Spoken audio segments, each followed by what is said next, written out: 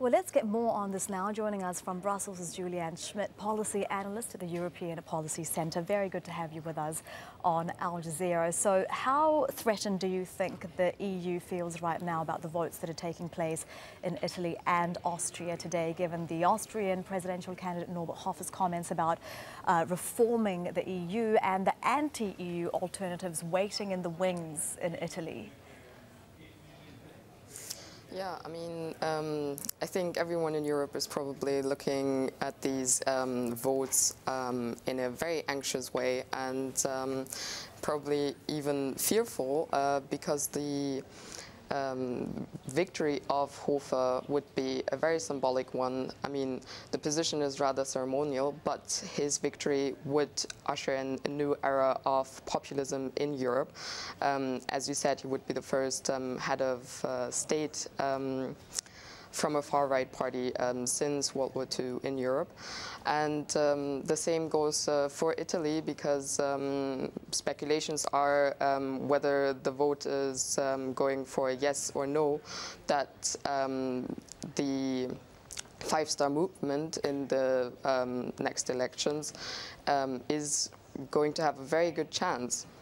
What is it that's led then to the rise of populism in Europe to allow Norbert Hofer the popularity he has, the five-star movement in Italy? I think the problem is that Europe is under strain from different crises at the moment, and the current government parties are not able to actually solve these crises.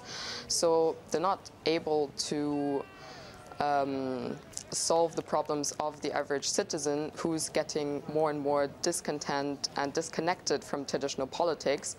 And in come the populists, who are offering simplistic solutions which probably won't work, but it sounds very good to the average voter, and that's how they win votes, basically. And do you think the European Union can survive these rising populist movements, a lot of which are anti the EU?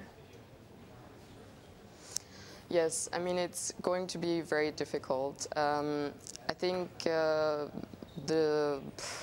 the duty is really with, or the responsibility is really with the traditional parties, the mainstream parties, the parties in government, really, who have to find credible solutions and explain them to citizens, re-engage with them, bring them back into, or repoliticize issues, because that's what the populists are very good at.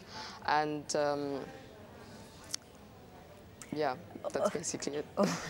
No easy task there. Juliane Schmidt, policy analyst at the European Policy Centre, joining us from Brussels. Thank you very much for your time. Thank you. Thank you.